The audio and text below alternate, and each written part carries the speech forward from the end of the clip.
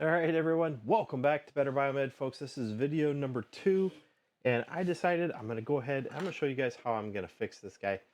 This is a power supply that is defective. You can see a couple blown components right here. I have a NPN transistor, I've got a resistor, and I've got a cap, plus 2 electrolytics back here that are bubbled up. This whole entire switch mode is bad. However, I've got a good one over here. So I'm going to show you guys how we're going to deactivate this side and we're going to reactivate that side there.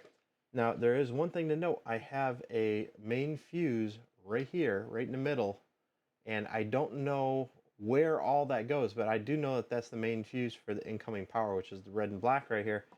So the first thing that we got to do is we got to disconnect the power on this bad boy. And I do have this guy discharged, by the way. So that is a matter of point.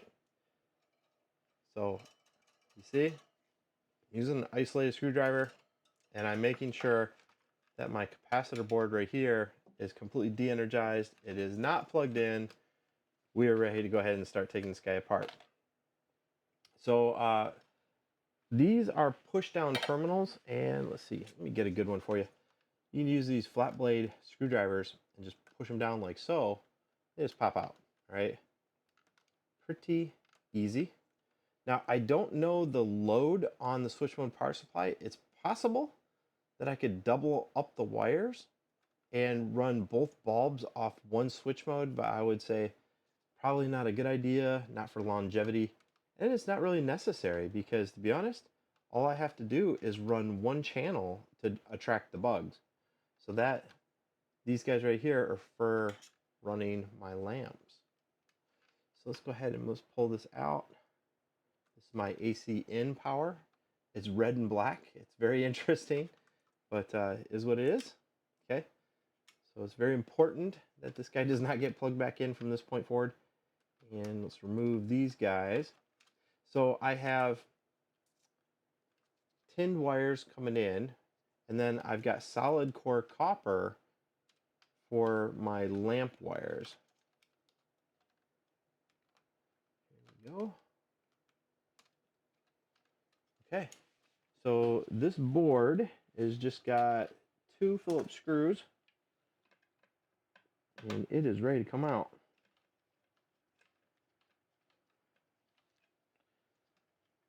And oh, I missed these 2 right here. This goes for the capacitor board, and that is for the high voltage grid. Let's see. And it looks to me, yeah, so this board right here is bringing AC. It's splitting it off right here.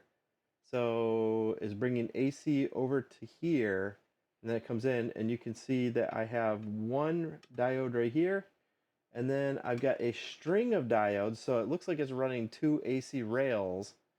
Now, correct me if I'm wrong, guys, but it looks like it's running 2 AC rails, and each one of these diodes is splitting it and as like a halfway bridge rectifier and charging up these caps. That's what it looks like. So it looks like there's probably an AC rail here and an AC rail there. And come down here, you have high voltage DC out. Okay. That's what it looks like until I see the bottom of the board. That's what I'm going to go with. All right. So these boards are not coming off too easily. I got to apply a little bit of pressure from the underside. Oh, that's why. Okay. There is a tiny little nut on the underside. Of course there is. And this is where a set of needle nose vice grips is going to be beautiful, because we don't want that nut to spin anymore. I just want to latch it on, just like so, and spin this guy out.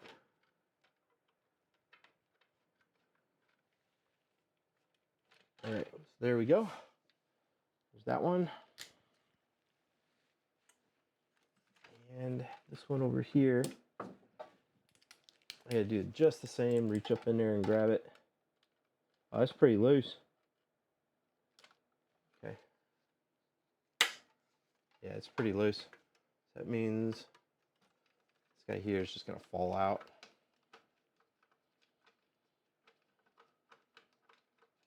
It's weird that they didn't just use Phillips screws going into this really thin aluminum extrusion right there with like some metal screws.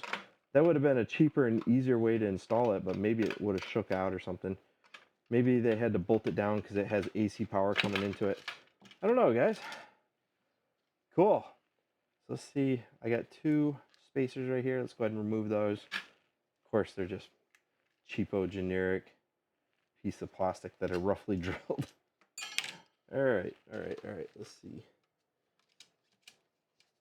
Okay, I don't want to lose these guys. And I can just lay this down. And right here is where we got to do some magic. So this side right here is the side that's defective. And I can see how my AC power is coming in. And it's splitting it off. So right here is the main AC power coming in. And you see how it's got this trace that comes up here and runs over here to those auxiliary ones that go to the high voltage grid. Very cool. And comes right down here in the middle. So this one here powers up these diodes right here. Okay, let's go ahead and take a look at it under the microscope. Let's do it. Here is my board. Let's see if I can get you guys nice and close so you can see what's going on. Let's go ahead and turn on my my soldering stations. All right, so this guy right here is that fuse that blew out. And right here, you can see the NPN transistor is all boogered up. And this right here is a remnant of a resistor. You can see this guy is all boogered up. And this capacitor right here, I thought it was damaged. Yeah, I mean, it got hot, so it should definitely get changed out. But it really was that resistor that just got overheated, and that was from a short.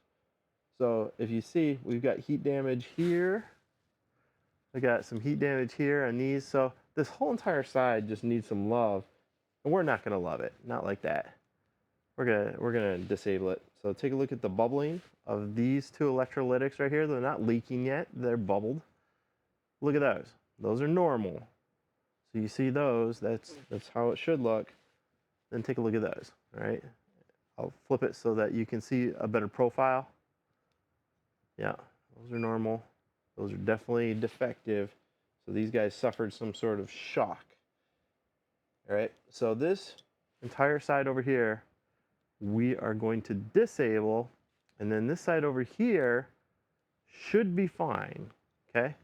And in order to disable this channel, I have to remove this diode and this diode right here, because when I replace this guy with an axial fuse, and I do have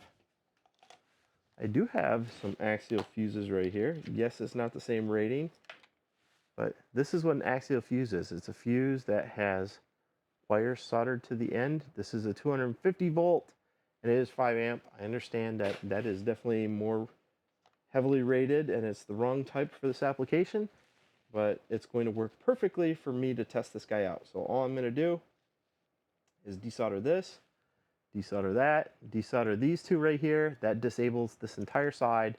And when I apply AC power, it's only going to go to these 2 right here. Okay? So let's go ahead and let's do that right now. Let's start with that axial fuse.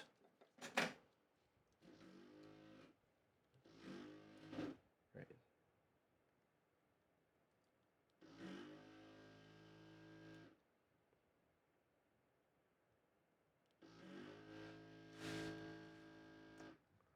I'll tell you right now that this solder is coming out like it's leaded solder. It's almost falling out when I touch it with that gun. Okay. There are the remnants of my fuse. That's one win. And my plan is to just take this guy right here You bend it 90 degrees, like so. We're going to put it in the hole here, and we're going to draw it down as far as possible and use this for testing. Keyword there is testing, guys. Testing. Okay.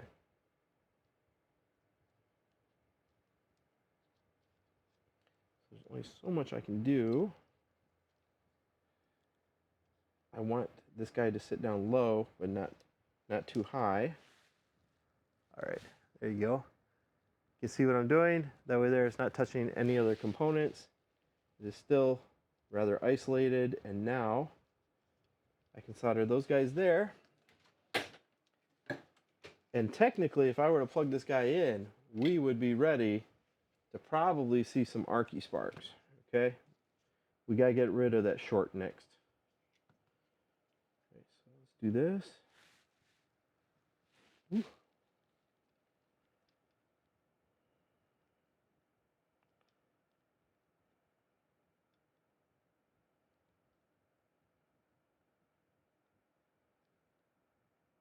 I am doing this at a very odd angle, guys.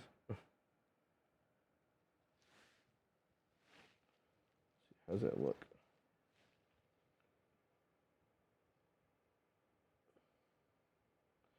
Too much solder. Too much. That's the cool thing about having this guy heated up. Beauty. Okay. So now I got that. Now I need to remove those two diodes. So this one. It's going to be these two right here. So remove those, and that should isolate the second switch mode power supply.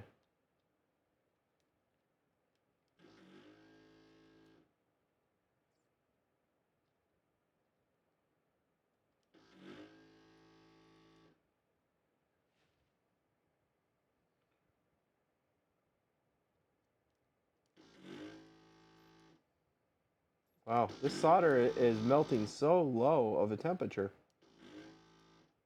Look at that.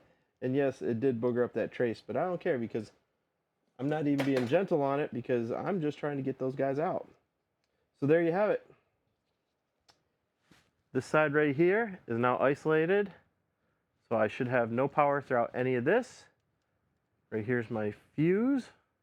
I have it kind of at a low profile. So all I gotta do is clip it. Let's try that. Okay. And after I clip, I always take a look under the microscope just to be sure. Just to be sure that I didn't damage anything by clipping, because sometimes you pull a trace or something. But yeah, there we have it. All right, so this side here is technically safe. So we're ready to go ahead and plug it back in. Let's go ahead and do that right now. Okay, let's see. I got this, I got this, we got this. I have my repaired board for testing purposes only, of course. And what I need to do is stick these guys underneath. It's kind of a goofy arrangement. So they go underneath like this,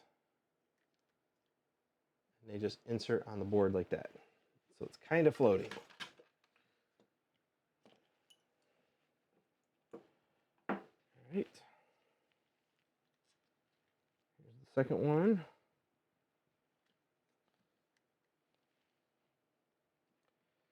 Okay. Carefully put this bad boy in here. It's funny. Take a look at all these holes, guys. You see this? It looks like they drilled it for a whole different variety of boards. So this extrusion is just generically drilled. But look at that. Doesn't that look messy? It looks so messy to me. I don't know. They drilled it for a whole bunch of different models or applications, and it is what it is. It looks like it's going to be this hole. And That one right there. Wow, none of this really lines up. It's so goofy.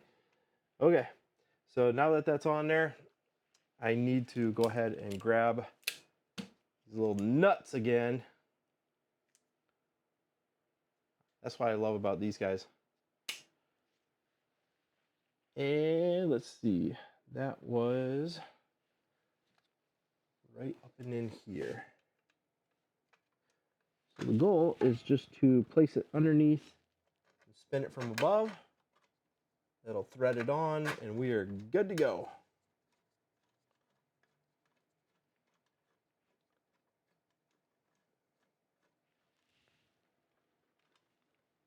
All right, I can actually let those go. I can grab it with my fingertips now. It gives me some sort of tactile response for how hard I'm screwing it in. Let's see, I got this one right here.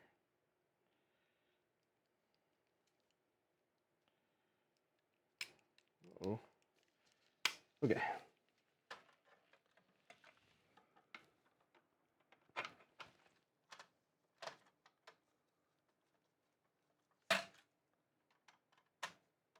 There we go.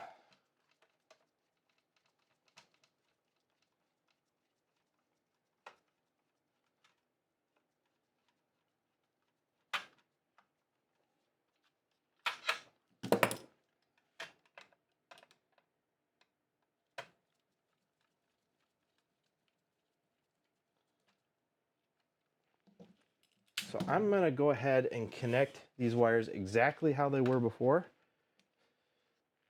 That way there, I'm not possibly introducing a new problem. So browns are on this side over here.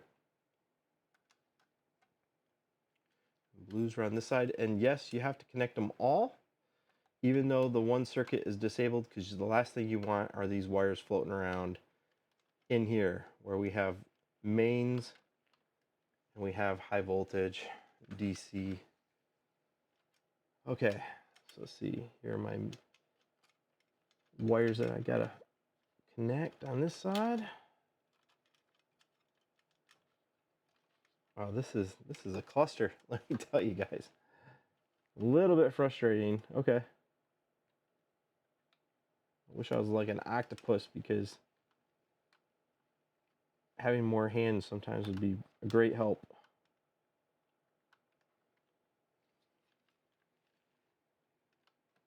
There we go.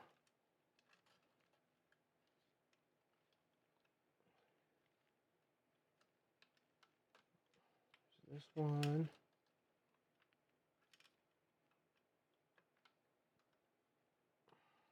Okay. So here's my AC mains in.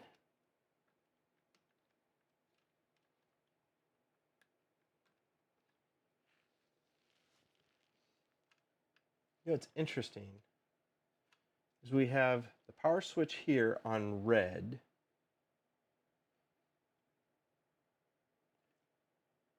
And then I think we have the fuse on black. Black should be hot. Switched should be hot. Let's go ahead and take a look at this plug, just to be sure, guys. It is a polarized plug. Okay, so this guy right here is neutral. And this guy over here is hot. Let's go ahead and let's wire this up correct, folks. When in doubt, pull out your damn meter. Okay. First off, let's check for a short. Okay, we're good. There's no dead short. So this is the hot side. And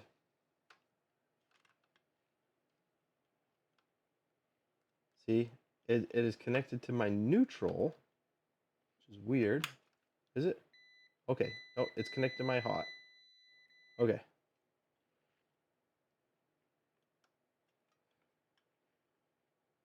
And let's see. Let's go ahead and disconnect this side right here.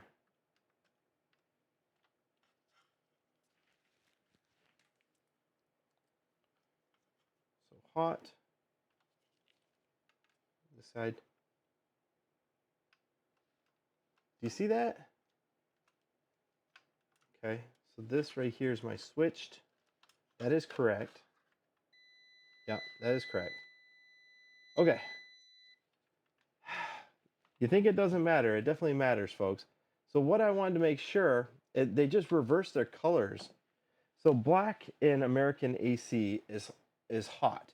And normally your black wire would come in to being switched, and neutral would be not switched unless it's medical, and then normally we would switch both hot and neutral.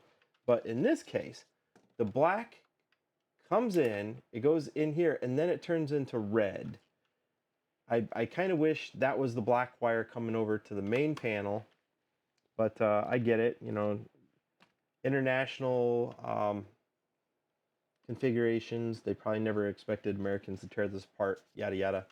But this is a little ambiguous by placing this black wire here because it is not switched. And according to our wiring code, it should be white, and according to European wiring code, it should be blue, and it's black. So by checking to the fuse and to the hot prong, I'm going to find out that this red wire right here is in fact hot. Okay, that's what we just determined. It is important. You don't want this guy to be switching neutral, right? And we got these two blue wires over here. This is for the defective side. We're just going to plug them in just to keep them captive. All right. So we have everything lined up. Everything looks like it's good. Our power is off.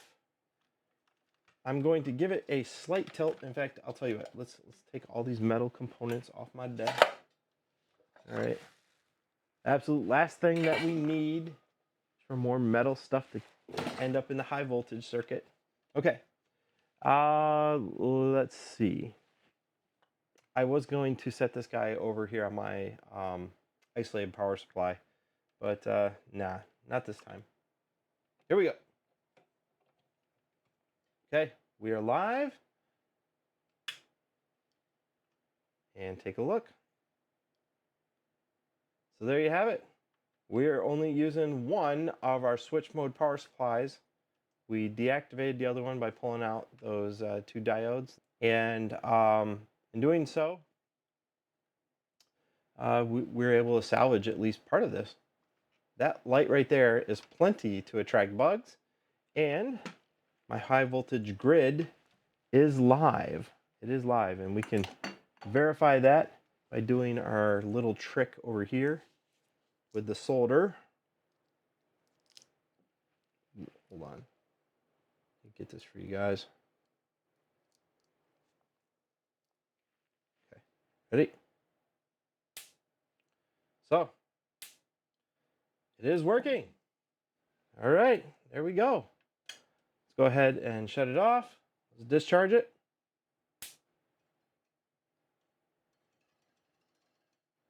All right, so it's discharged, it's unplugged.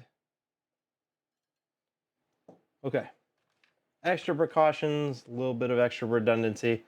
So this guy here, I'm going to put it back in my shop where I can observe it, and I will probably order a replacement. But how cool is that we can get it back up and going? Now it's just a simple putting the covers back on, and we're back in business. So there you have it, folks. I was able to salvage it. One more thing that doesn't have to go to the waste bin at this moment. Wouldn't you know it? It's something cool as a little dual switch mode power supply. And I have no idea what went defective, but hey, I got a spare bulb now. Thanks for watching, guys. I'm here to help you guys with any of your test equipment needs, whether you need a quote or you just have a question about functionality. It's no problem. Just go ahead and shoot me an email at jbarber@bcgroupinternational.com or justin@betterbiomed.com. It's my pleasure to help you.